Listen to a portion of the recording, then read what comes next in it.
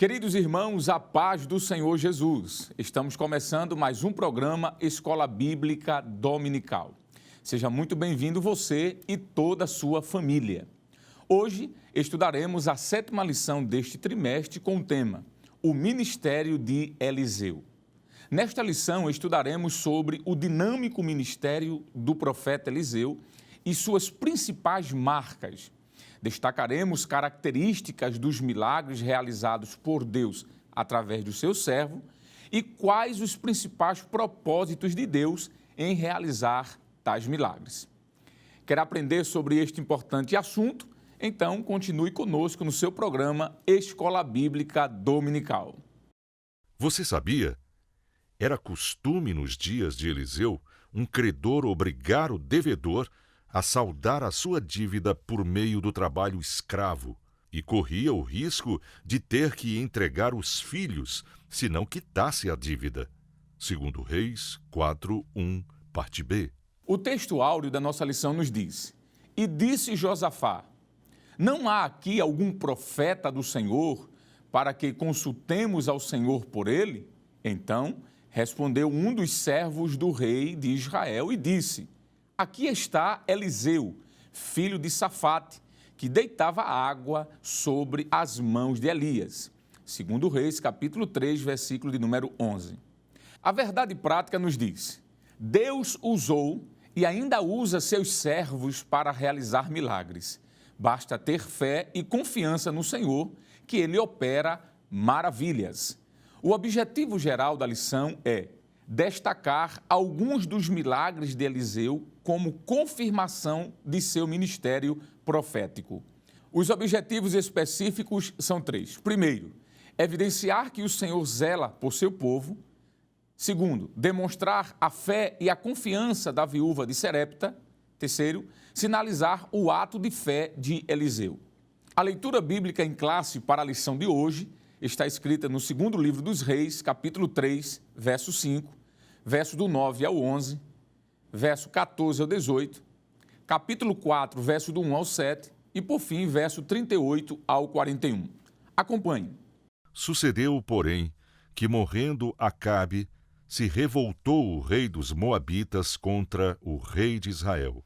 E partiu o rei de Israel e o rei de Judá e o rei de Edom, e andaram rodeando com uma marcha de 7 dias, e o exército e o gado que os seguia não tinham água. Então disse o rei de Israel: que o Senhor chamou a estes 3 reis para os entregar nas mãos dos moabitas. E disse Josafá: Não há aqui algum profeta do Senhor para que consultemos ao Senhor por ele? Então respondeu um dos servos do rei de Israel e disse: Aqui está Eliseu, filho de Safate, que deitava água sobre as mãos de Elias. E disse Eliseu: Vive o Senhor dos exércitos, em cuja presença estou, que, se eu não respeitasse a presença de Josafá, rei de Judá, não olharia para ti, nem te veria. Ora, pois, trazei-me um tangedor. E sucedeu que, tangendo o tangedor, veio sobre ele a mão do Senhor. E disse: Assim diz o Senhor: Fazei neste vale muitas covas. Porque assim diz o Senhor: Não vereis vento e não vereis chuva. Todavia, este vale se encherá de tanta água, que bebereis vós e o vosso gado e os vossos animais. E ainda isto é pouco aos olhos do Senhor. Também entregará ele os moabitas nas vossas mãos. E uma mulher das mulheres dos filhos dos profetas clamou a Eliseu, dizendo: Meu marido, teu servo, morreu, e tu sabes que o teu servo temia o Senhor. E veio o credor a levar-me os meus 2 filhos para serem servos. E Eliseu lhe disse: Que te hei de eu fazer? Declara-me que é que tens em casa. E ela disse: Tua serva não tem nada em casa, senão uma botija de azeite. Então disse ele: Vai, pede para ti vasos emprestados a todos os teus vizinhos, vasos vazios, não poucos. Então entra e fecha a porta sobre ti e sobre teus filhos, e deita o azeite em todos aqueles vasos, e põe à parte o que estiver cheio. Partiu, pois, dele, e fechou a porta sobre si e sobre seus filhos. E eles lhes traziam os vasos, e ela os enchia. E sucedeu que, cheios que foram os vasos, disse a seu filho: traze-me ainda um vaso. Porém ele lhe disse: não há mais vaso nenhum. Então o azeite parou. Então veio ela e o fez saber ao homem de Deus. E disse ele: vai, vende o azeite e paga a tua dívida, e tu e teus filhos vivei do resto. E voltando Eliseu a Gilgal, havia fome naquela terra, e os filhos dos profetas estavam assentados na sua presença.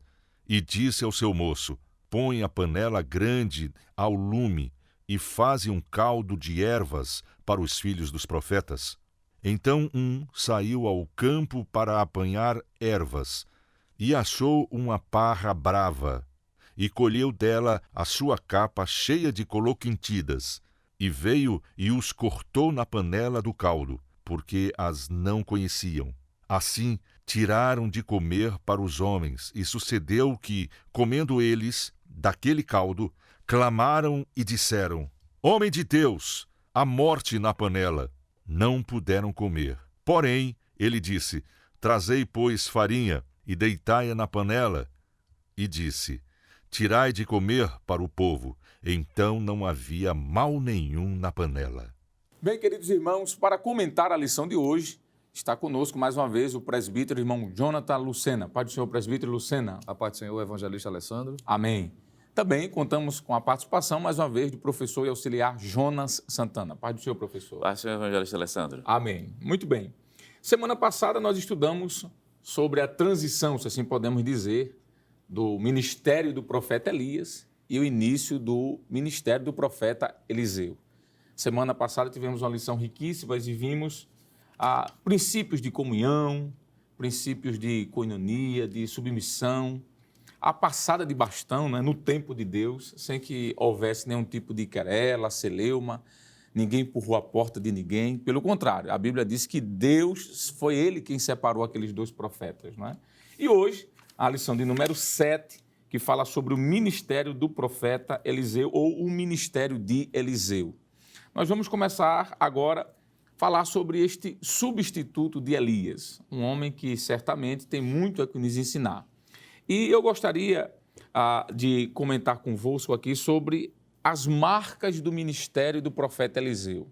Nós vimos que o profeta Elias deixou marcas entre milagres, profecias e prodígios. Ao longo da sua história, a Bíblia registra pelo menos aí em torno de 13 grandes feitos, só citando alguns, não é?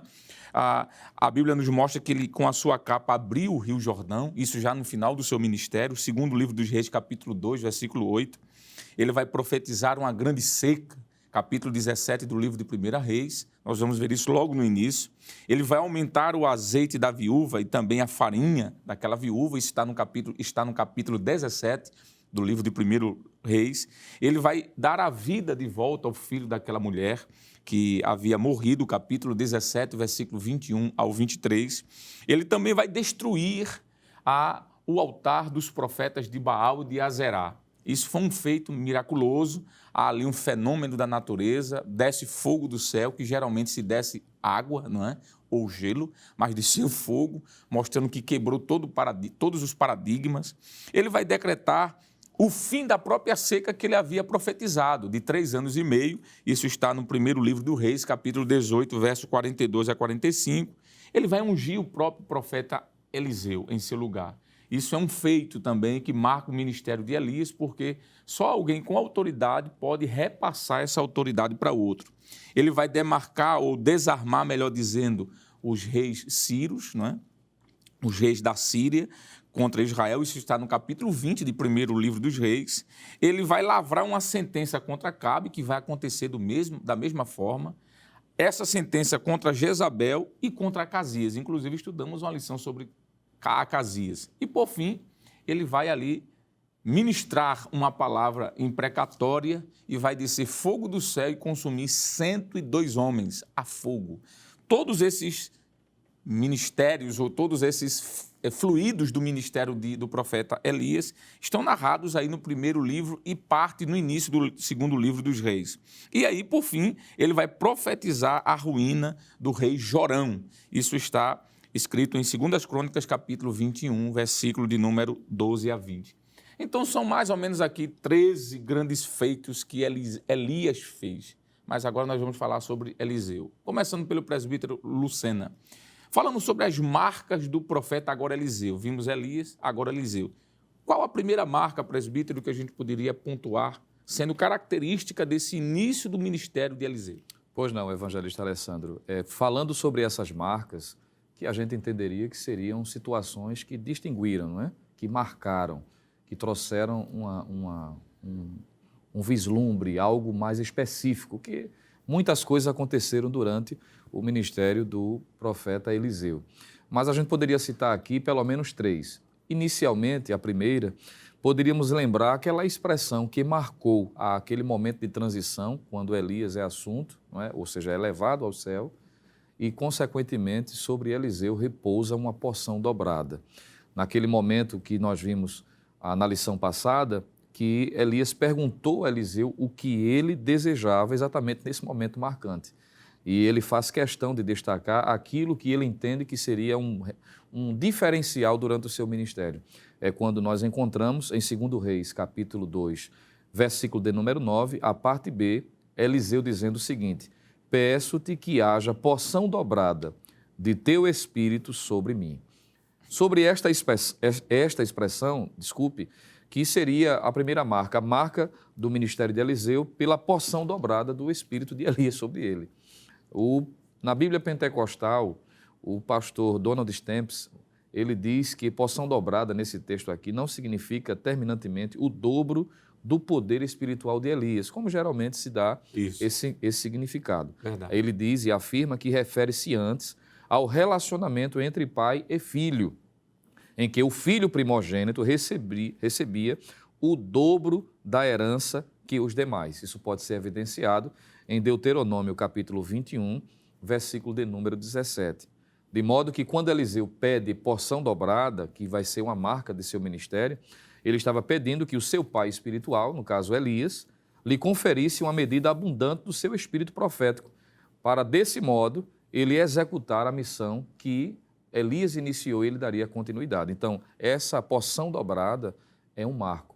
E essa expressão, o espírito de Elias, fala tanto, não é, nas Escrituras, que no Novo Testamento, o evangelista Alessandro, eu estava me lembrando agora, enquanto o senhor fazia a introdução do comentário, de que quando João Batista, não é, o nascimento miraculoso, é feito pelo anjo a Zacarias, vai dizer que o ministério de João Batista também seria marcado por essa unção, vamos assim dizer, por esse agir do espírito de Elias, que seria a autoridade, a ousadia que ele teve. Isso pode ser visto em Lucas, capítulo 1, quando nós encontramos o versículo de número 16 em diante. Diz assim, a respeito de João Batista: e converterá muitos dos filhos de Israel ao Senhor seu Deus, e irá diante dele no espírito e virtude de Elias, para converter o coração dos pais aos filhos e os rebeldes à prudência dos justos, com o fim de preparar ao Senhor um povo bem disposto. Veja que a expressão aqui aparece, não? Espírito e virtude de Elias. Então, o que Eliseu estava pedindo, propriamente dito, não era o dobro do poder, mas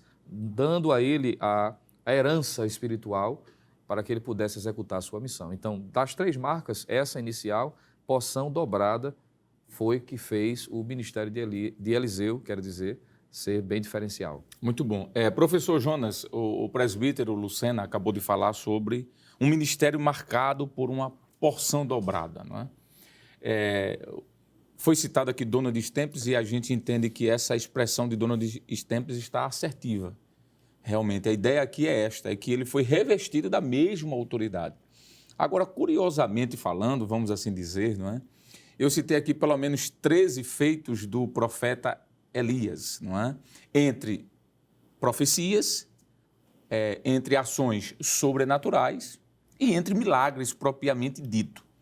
E de forma muito coincidente, acontece o dobro de fatos com o profeta Eliseu. Por isso que alguns teóricos chegam a dizer de que essa porção dobrada se referia justamente ao dobro do que Elias fez, não é?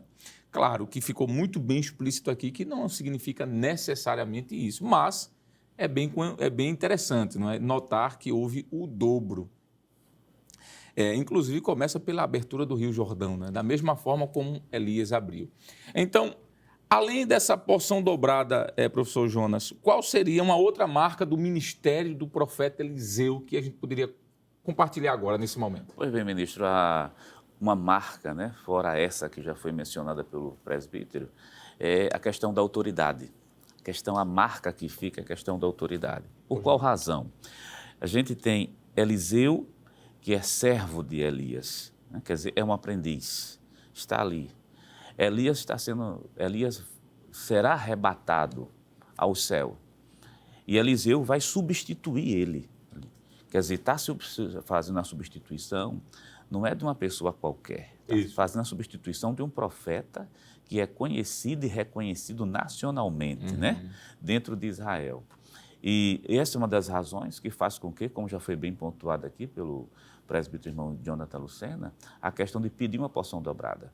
Mas ele também, quando recebe, ele quer uma marca de autoridade, para que o povo reconheça ele como sendo aquele que ficou no lugar de Elias. E é bem curioso que lá no capítulo 2 do segundo livro de Reis, e o versículo de número 13, e também levantou a capa de Elias, que lhe caíra, e voltou-se e parou à borda do Jordão.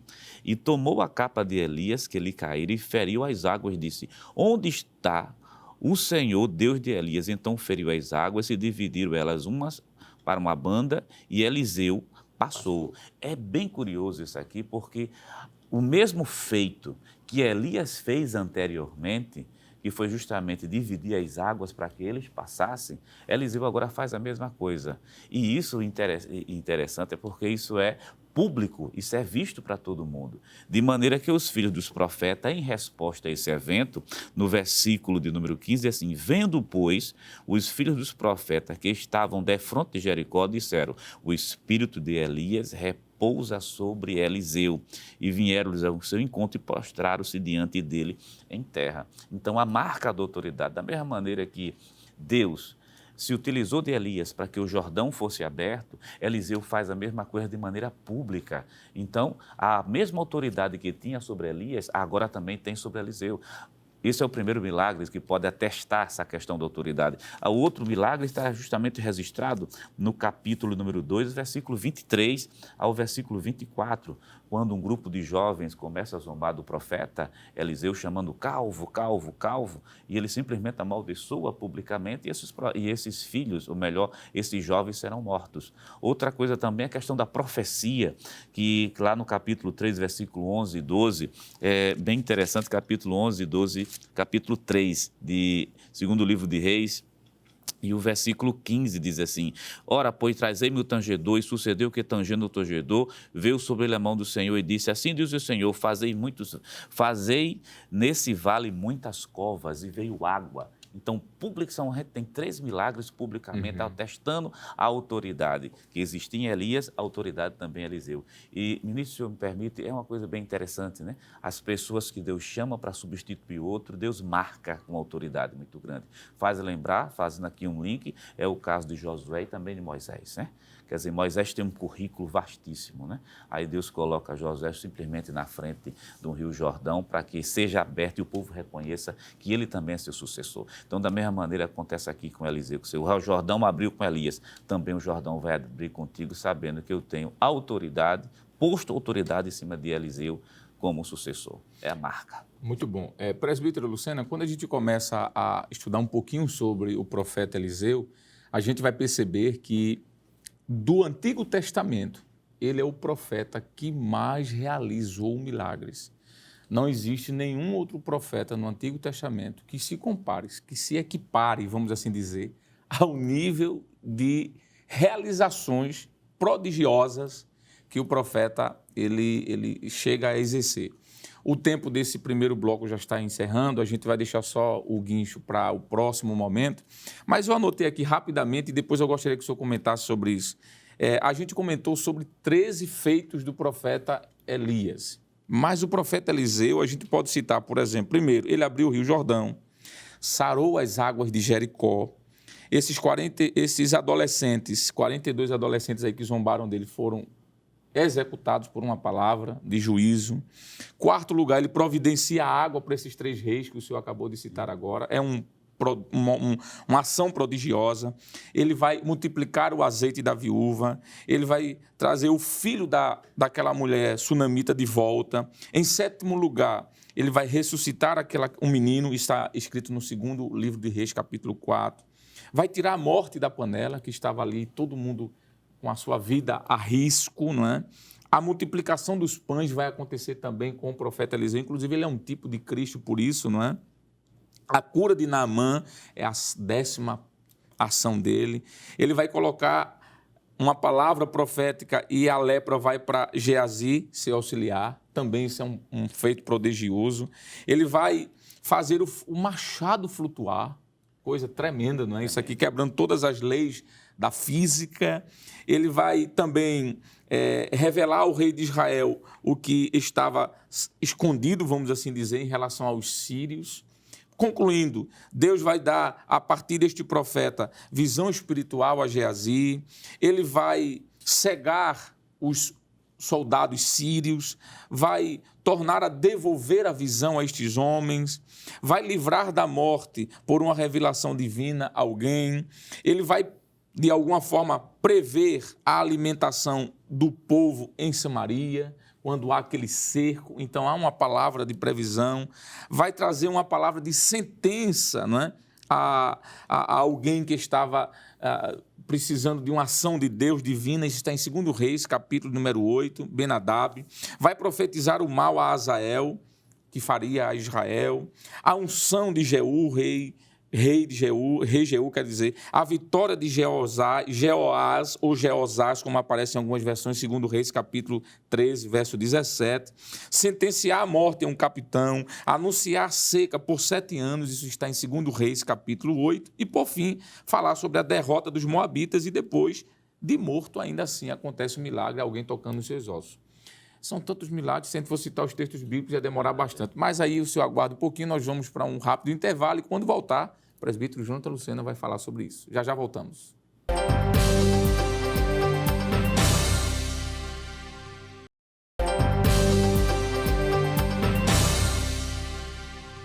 Bem, queridos irmãos, estamos de volta no seu programa Escola Bíblica Dominical, estudando a lição de número 7, que tem como título O Ministério de Eliseu. Presbítero Jonathan Lucena, no bloco passado a gente aqui deu uma introdução, agora eu queria que o senhor nos explicasse um pouquinho sobre essa terceira marca do ministério do profeta Eliseu. Foi falado sobre um ministério marcado por uma porção dobrada do espírito de Elias, foi falado sobre um ministério marcado por autoridade, professor Jonas. A gente poderia falar mais o quê sobre uma marca do ministério de Eliseu? Pois não, evangelista. Realmente, como foi bem destacado, curiosamente, os milagres foram o dobro, né, daquilo que Elias tinha realizado.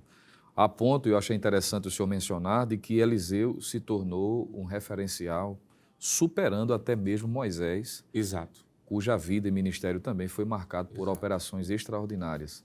Mas, no caso, Eliseu superou. E o senhor fez uma referência aí que é muito importante, das operações extraordinárias, tanto milagres, propriamente dito, como ações proféticas que marcaram, mostrando que, além da porção dobrada e autoridade divina, os milagres eram consequência exatamente da autoridade de Deus sobre sua vida. Exato. E a mensagem profética que ele pronunciava. E quando nós falamos sobre milagre, nós não estamos fazendo menção de uma coisa qualquer. E é bom lembrar isso, não é? Milagres são operações de caráter divino, fazendo intervenções na esfera física, podendo ser visto e evidenciado cura de doentes, multiplicação de víveres, na intervenção sobre os elementos da natureza e até na ressurreição de mortos, que foi o que aconteceu de forma abundante no ministério de Eliseu. É um feito ou ocorrência extraordinária que não se explica pelas leis da natureza, constituindo-se e evidenciando a intervenção de Deus sobre as leis naturais, com um propósito específico. E aqui é um ponto que deve ser considerado, a gente vai, por certo, falar sobre isso mais à frente no comentário desta lição, porque Deus não opera ou não faz milagres simplesmente por fazer, como se fosse uma ostentação divina. Ele faz com um propósito, ele faz com finalidades. E nós vemos cada milagre realizado no ministério de Eliseu, destacando, sobretudo, a natureza do próprio Deus, a sua potencialidade, a sua capacidade, tanto na esfera física como na esfera espiritual, mostrando que Deus está acima de todas as coisas, né? O ministério de Eliseu, dessa forma dinâmica, tinha a intenção de mostrar que não há necessidade pessoal ou nacional sobre as quais Deus não possa suprir. Todos os acontecimentos de milagres mostram que Deus tem o controle e que Ele cuida do seu povo, as necessidades mais pessoais, como também aquelas que é de natureza, vamos dizer assim, nacional. Então, o milagre ou milagres, de fato, foi uma marca distintiva. E isso fica evidente também em outros personagens da Bíblia, a importância dos milagres, não é? Porque alguém pode dizer assim, mas isso foi só no ministério de Eliseu. Será que milagres operam? Ainda se existe hoje a possibilidade de desfrutar de milagres? Claro que sim, porque Deus é o mesmo, né? O Senhor Jesus, em Mateus capítulo de número 11, ele faz menção, por exemplo, aos milagres que ele realizou, como uma confirmação de que ele, de fato, era o Cristo, né? O próprio João Batista, ao perguntar se realmente ele era o Cristo ou outro, ele disse, olha, diga lá, João, que os cegos veem, os coxos andam, os leprosos são limpos e os surdos ouvem, os mortos são ressuscitados e aos pobres é anunciado o Evangelho. Está em Mateus capítulo 11, versículo de número 5, que era uma comprovação daquilo que Jesus era e daquilo que ele ensinava. Na atualidade, partindo do livro de Atos, a gente vai perceber que o milagre é recorrente, com um propósito, com uma finalidade, não tinha o propósito de fazer ninguém se destacar por si mesmo, mas sempre mostrando que Deus está acima de todas as coisas. E uma vez que o Deus de Eliseu, que o próprio Cristo e que o Deus da igreja primitiva é o mesmo, então entende-se que hoje também podemos desfrutar de milagres. Então eu acredito, o evangelista Alessandro, professor Jonas, que trazer essa marca também, e que milagres eram evidentes no ministério de Eliseu, é de muita importância. Muito boa a sua palavra, porque ficou claro aqui a continuidade dos milagres, né? Desde o Antigo Testamento, permeando até o início do Novo, com a igreja e pós-igreja até hoje. Então, há uma continuidade dos milagres. Irmão Jonas, professor Jonas, nós podemos, de forma didática, dividir os milagres de Eliseu, pelo menos em 3 grandes blocos, não é? Nós citamos aqui 26 grandes feitos desse profeta Eliseu. E os estudiosos aí, eles dividem de maneira muito clara em 3 blocos os milagres de Eliseu. O primeiro bloco são os milagres de provisão, depois os milagres ou ação de Deus através do profeta de restituição e, por fim, de restauração. Falando de provisão, a gente lembra logo daquela multiplicação do azeite da viúva, que está lá em 2 Reis, capítulo 4. O que é que a gente poderia comentar sobre este milagre de provisão na vida do profeta Eliseu? Eliseu, é curioso, como o senhor mesmo mencionou, essa classificação para o professor da escola dominical, fazer em sala, essa classificação dos milagres. O senhor apresentou logo no início aquela relação, e essa relação do milagre pode ser classificada, como muito bem foi apresentada aqui pelo senhor, a questão do milagre da provisão, milagre da restituição e milagre da restauração. Entre tantos milagres, né, não dá para detalhar tantos, mas a gente tem o milagre, como o senhor já fez menção, da multiplicação do azeite da viúva. Quer dizer, é muito curioso que isso aparece no capítulo 4 do 2º livro de Reis, e o versículo 1 e versículo 7. Veja a situação, o contexto que essa mulher estava vivendo, e é justamente aí que aparece o profeta Eliseu, nesse contexto. E uma mulher, capítulo 4 do 2º livro de Reis, e versículo 1. E uma mulher das mulheres dos filhos dos profetas clamou a Eliseu e disse, meu marido, o teu servo, morreu, e tu sabes que o teu servo temia o Senhor. E veio o credor a levar-me os meus 2 filhos para serem seus servos. E Eliseu disse, que hei eu de fazer? Declara-me o que é que tens em casa. E ela disse, tua serva não tem nada em casa, senão uma botija de azeite. Quer dizer, a primeira coisa que a gente tem que mencionar aqui, nesse milagre de provisão, entre tantos, a gente tem uma viúva, numa situação de penúria e numa situação muito delicada. Uma porque as viúvas naquela época não eram tratadas da mesma maneira que hoje. Por sinal, lá em Êxodo, capítulo 22, do versículo 21 ao versículo 24, elas são incluídas entre os órfãos lá. E tinha leis específicas para se tratar justamente com as viúvas. Um exemplo claro disso é justamente Isaías, do capítulo 1, começando do versículo 16 ao 23, Jeremias, capítulo 22, versículo 13, que fala desse cuidado especial que Deus tinha em relação às viúvas. Só que este caso especificamente que está sendo trabalhado aqui é uma viúva que está numa situação de penúria, que o homem com quem ela era casado, ele morreu. Agora os credores iam pegar justamente seus filhos porque ela não tinha como pagar a dívida. Era uma situação praticamente assim impossível de ser resolvida. Mas Eliseu, como profeta, já atesta a questão da autoridade que ele tem. Pergunta: o que tem em casa? Tem uma botija de azeite. Quer dizer, uma coisa, eu tenho um pouco. Pronto, mas do pouco Deus pode fazer muito. Veja que daí Deus simplesmente supriu a necessidade. Foi tanto azeite, né, que faltou, na verdade, vasilha, né? Não foi nem um azeite, que ela vai vender, paga as suas dívidas e seus filhos em nenhum momento são vendidos lá fora. São vendidos. É bem interessante que isso que aconteceu com a viúva, essa provisão de Deus, aqui é o milagre da provisão, Deus ainda provê na vida dos seus filhos, independente da situação. Tanto pode usar uma pessoa, como Deus pode fazer uma intervenção sobrenatural e trazer a provisão para essa pessoa. Muito bem, é muito parecido, né, presbítero Lucena, com a multiplicação que Jesus faz naquele casamento, lá em Caná da Galileia, né? Jesus multiplica o vinho, trazendo provisão, sanando, suprindo a necessidade de quem precisava. E aqui o profeta, por isso que ele é um tipo de Cristo também. Mas além do milagre da provisão, da multiplicação do azeite, o que é que a gente poderia falar sobre, por exemplo, a multiplicação dos pães, que também tem um certo sinal, ligação com Cristo, não é? É verdade. Esse seria o segundo dos milagres classificados como um milagre de provisão, não é? Que foi um momento muito interessante que ocorreu quando lemos 2 Reis, capítulo de número 4, versículos 42 a 44, diz o texto que um homem de Baal-Salisa, ele faz uma oferta, não é? Ele traz uma contribuição para a escola de profeta. Ele traz pães das primícias, 20 pães de cevada e espigas verdes na sua palha. E disse ao povo, dá ao povo para que coma. Só que detalhe, ele trouxe 20 pães para 100 homens, não é? Então é desproporcional a quantidade de pães para a quantidade de pessoas. Isso trouxe uma inquietação, de modo que no versículo 43, um dos servos que ali estava fez uma seguinte pergunta. Por isso que o senhor disse que existe uma similaridade com esse texto com aquilo que aconteceu com Jesus. Porque apareceu um também que fez uma pergunta intrigante, né? Como hei de eu pôr isso diante de 100 homens? Ele está mostrando. Existe uma questão lógica aqui. Né? Exato. É 20 pães para 100 homens. Então, se fosse fazer uma divisão, dependendo das pessoas que ali estavam, porque cada um tem um apetite diferente, né? Mas o texto diz o seguinte: e disse ele, dá ao povo para que coma. Aí Eliseu aqui traz uma palavra profética. Assim diz o Senhor, comer-se-á e sobejará.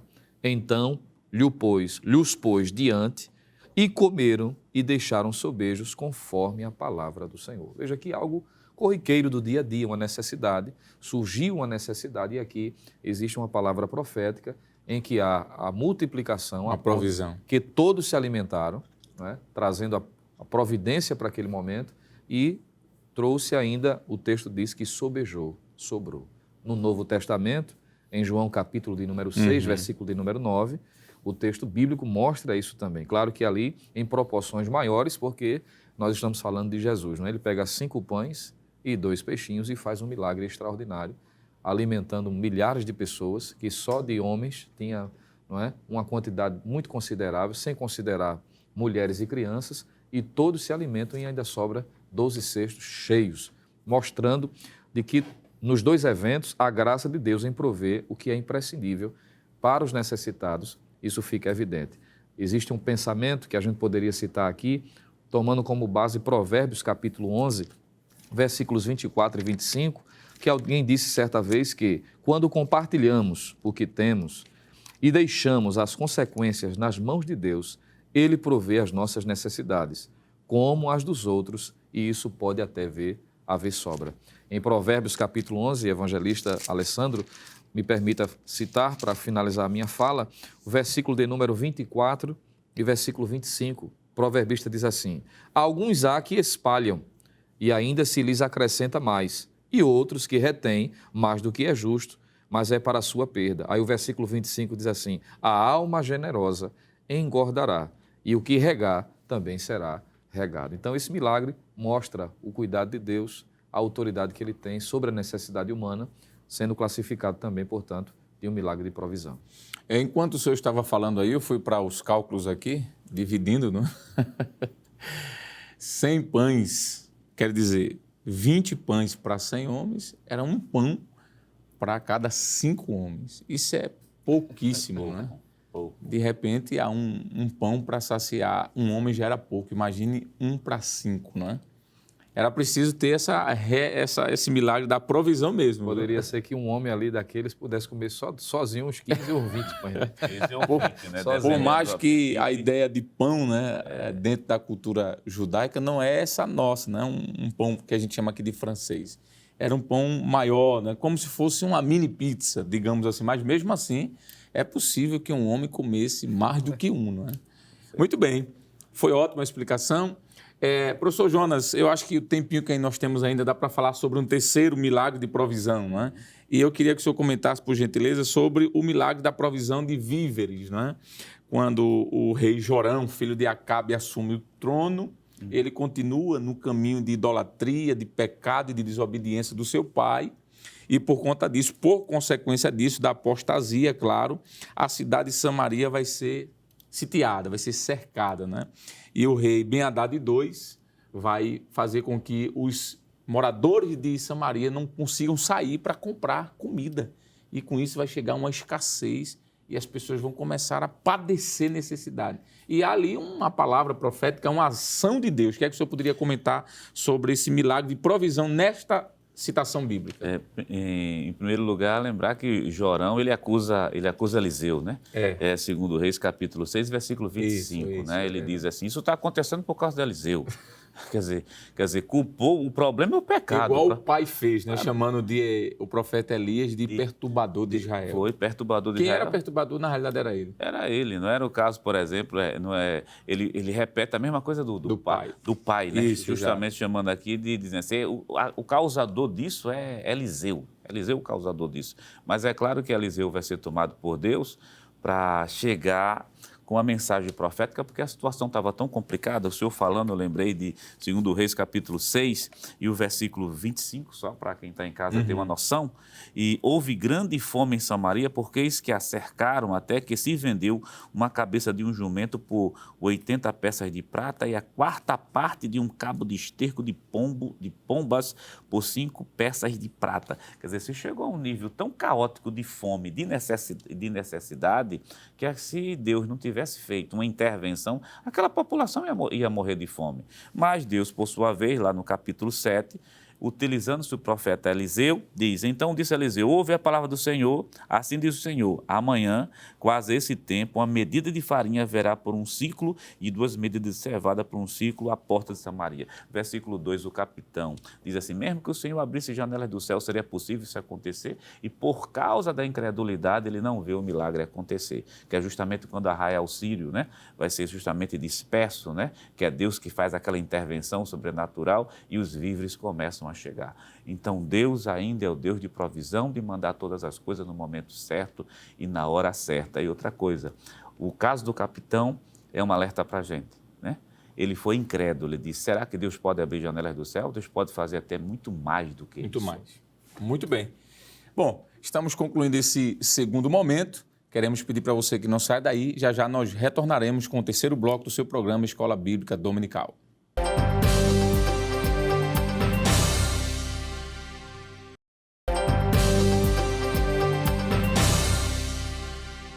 Bem, queridos irmãos, estamos de volta no seu programa Escola Bíblica Dominical, hoje estudando a lição de número 7, que tem por título O Ministério de Eliseu.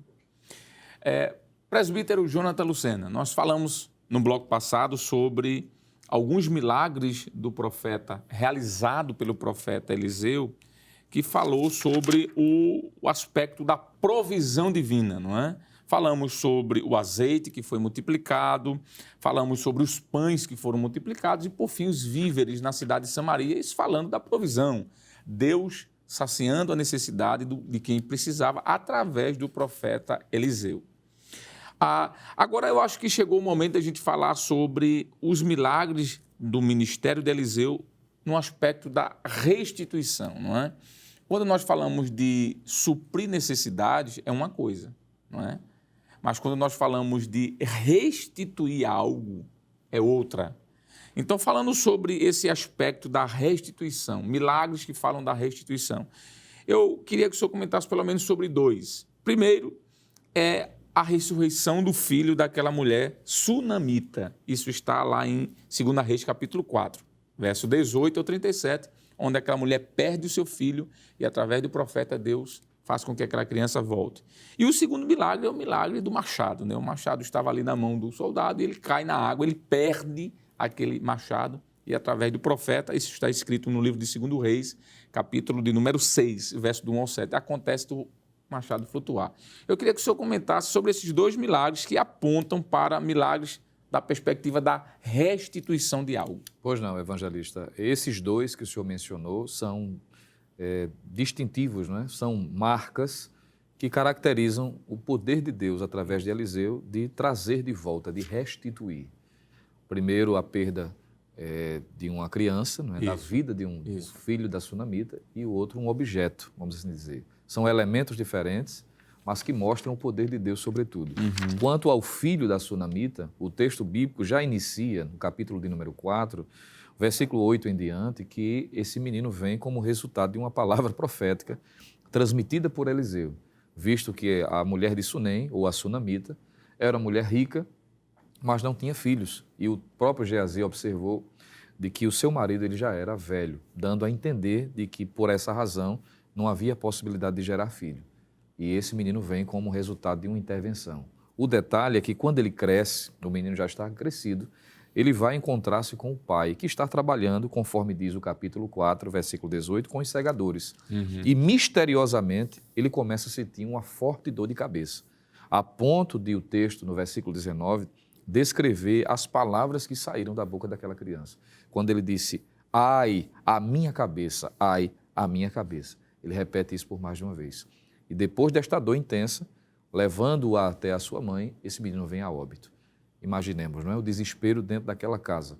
Só que quando a mãe percebe que a vida já não está mais do menino, ela toma a iniciativa entendendo, além de mostrando a sua fé inabalável em Deus, isso fica evidente até quando Geazi pergunta a ela, como vai a tua casa? Ela diz, vai tudo bem. Veja que ela não diz naquele momento, por exemplo, que ela está enfrentando um momento de dificuldade, mas ela crê sobretudo que Deus pode restaurar. E é o que ela faz, ela leva rapidamente a informação para Eliseu. E o texto diz que ele, ao chegar aonde a criança estava, embora tenha feito, por exemplo, alguns gestos e alguns comportamentos que quem olhasse de fora não entenderia, né?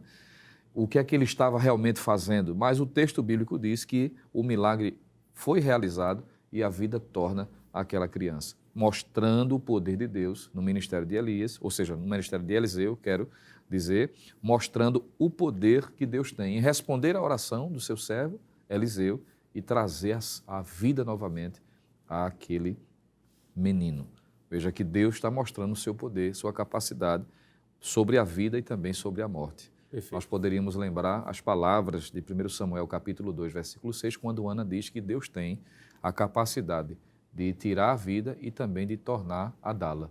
Isso fica evidente nesta passagem. Exatamente. No Novo Testamento, nós encontraremos vários relatos de ressurreição, principalmente também através do ministério do Senhor Jesus. A gente encontra entre estes aquele clássico que é a ressurreição de Lázaro. E é bom lembrar de que esta ressurreição, ou este milagre de ressurreição, aponta sobretudo para a natureza de Deus. Deus pode restituir. Deus tem poder sobre a vida e também sobre a morte.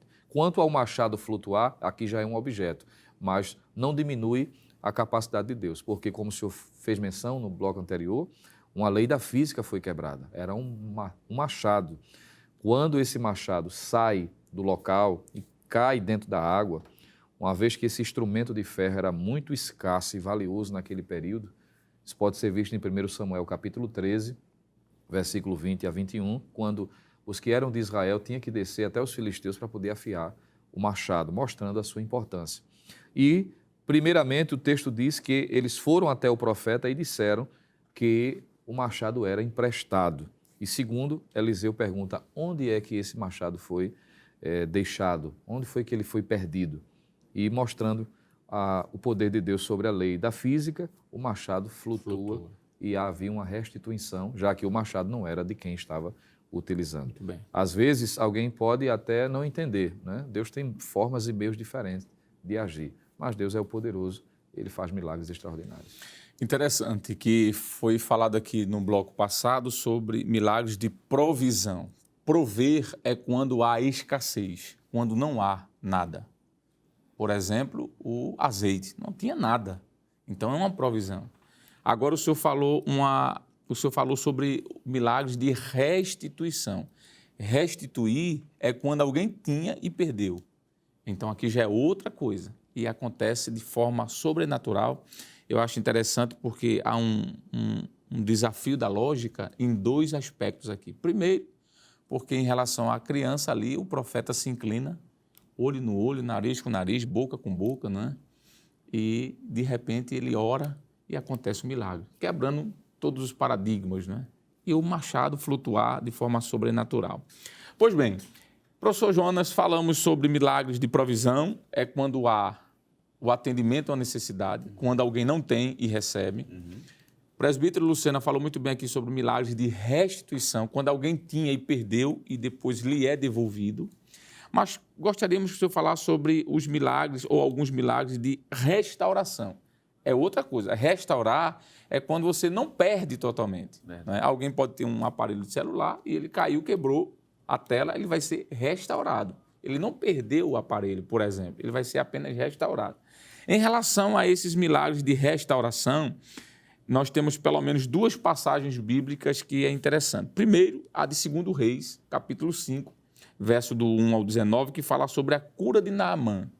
Naamã tinha saúde e ele perde a saúde, então ele tem que ser restaurada a sua saúde.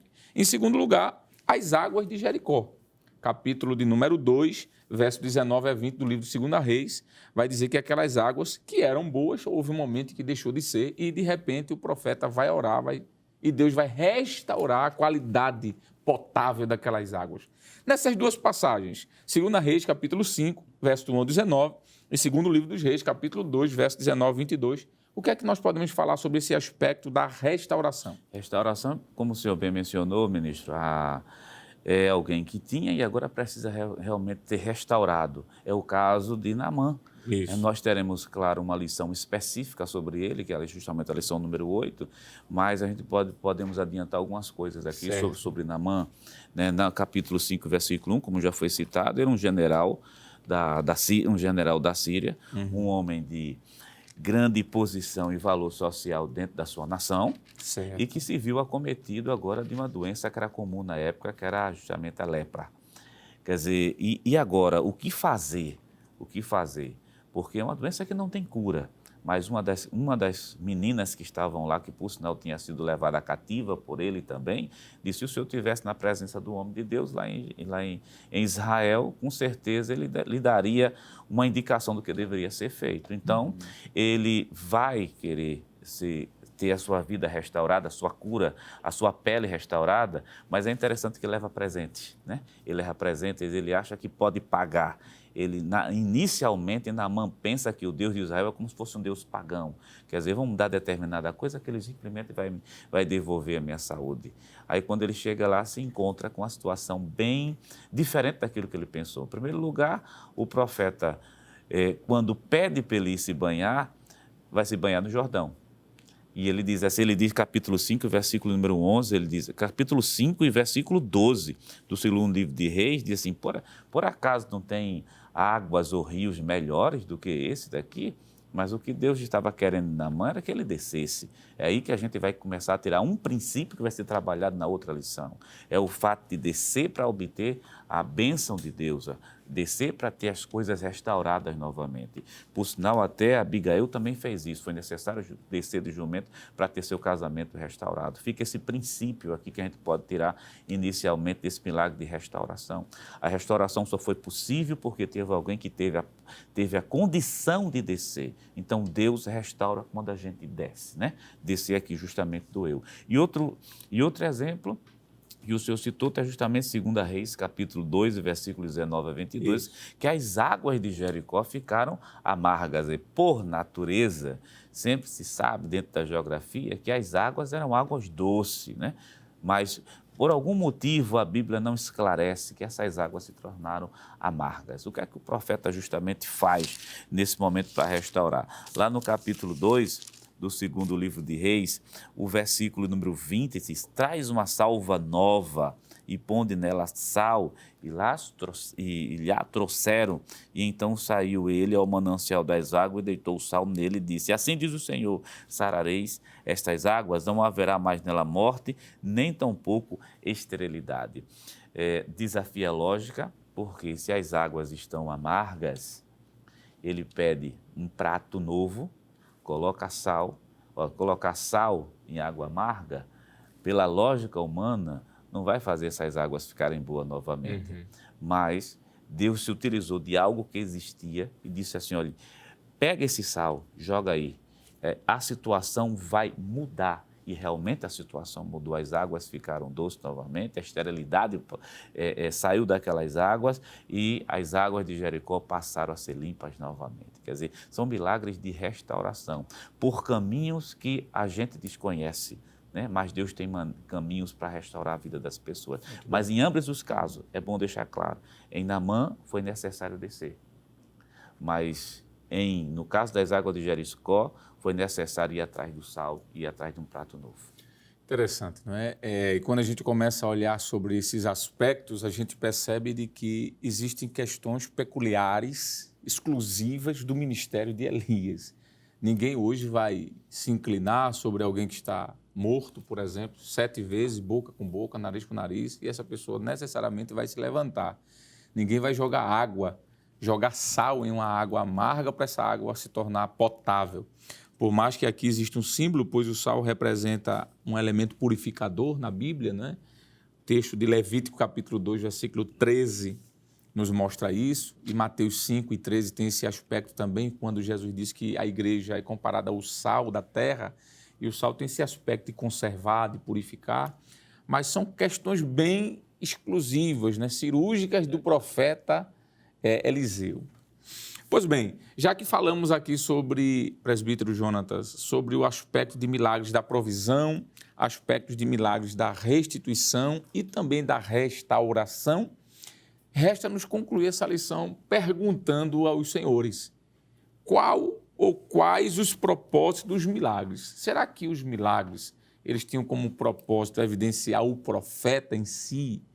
Era uma autoglorificação? Era algo para um merchandising pessoal?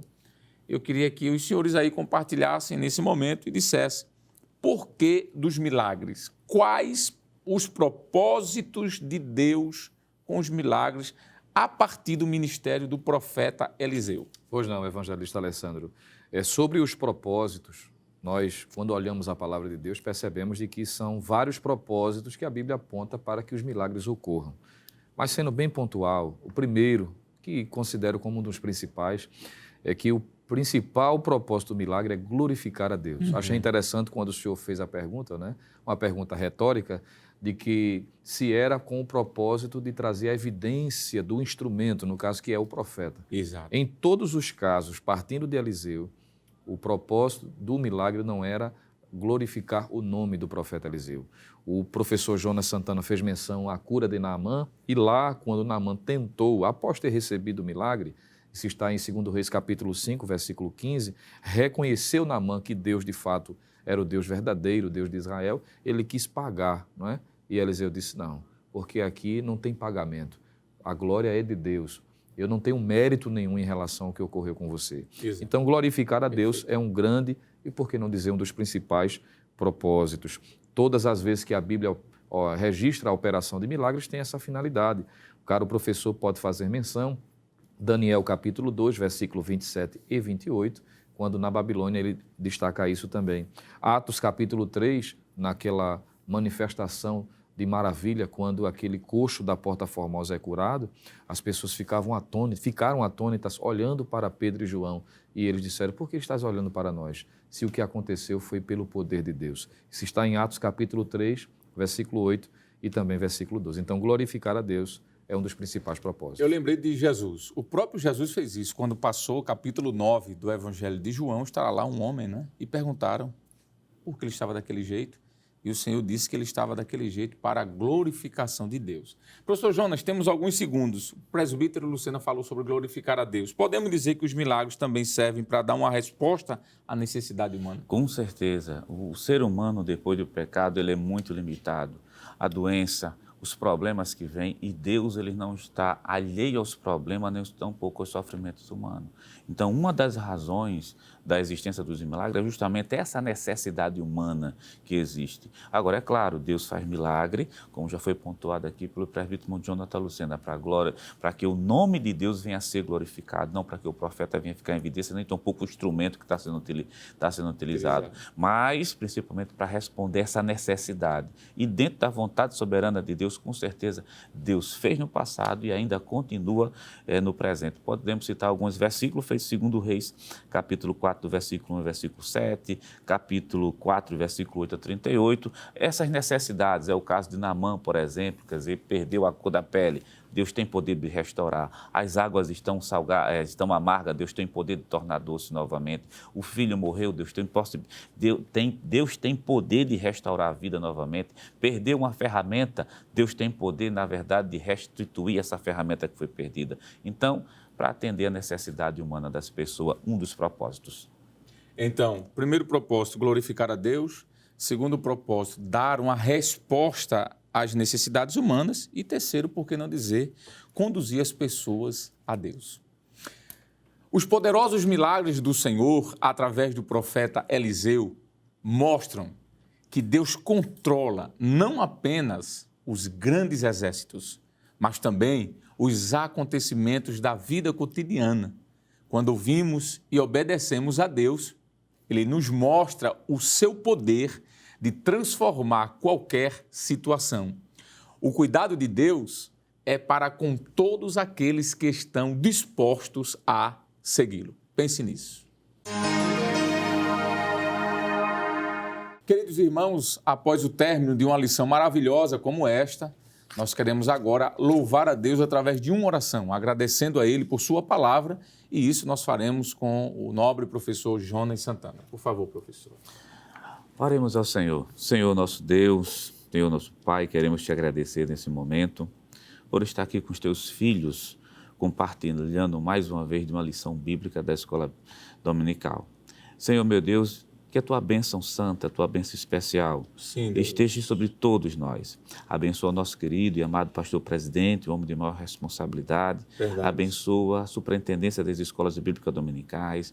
Abençoa cada professor que vai lecionar essa lição tão importante. E cada aluno, meu Deus, tu que és o verdadeiro professor, que teu Espírito Santo, meu Pai eterno, traga a iluminação, traga a graça, traga o conhecimento em cada sala de aula. Deus eterno, recebe a nossa gratidão, recebe o nosso louvor. E Deus eterno, que essa lição possa ser vivenciada em nossas vidas, como tu usaste teu servo, Pai, para realizar milagres. Realiza milagres no meio do teu povo. Fica conosco, recebe nossa gratidão. Te pedimos isso no nome santo e poderoso de Jesus. Amém. Amém. Amém. Chegamos ao final de mais um programa. Hoje estudamos a 7ª lição com o título O Ministério de Eliseu. Na próxima semana, estudaremos a 8ª lição com o seguinte tema: Naamã é curado da lepra. E esperamos contar, claro, com a sua audiência. Não esqueça que o programa da Escola Bíblica Dominical vai ao ar na TV toda sexta-feira às 22 horas e reprisa no sábado às 16 horas. Também, não esqueça, está disponível em nosso canal no YouTube, Rede Brasil Oficial. Acesse o canal, se inscreva, ative o sininho e, claro, não esqueça de compartilhar. a nossa programação. Obrigado por sua companhia e até o próximo programa, se Deus quiser. E que a graça do nosso Senhor e Salvador Jesus Cristo, o grande amor de Deus, o nosso eterno Pai, a comunhão e as divinas consolações do Espírito Santo estejam sobre todos nós, agora e para sempre. Amém e amém.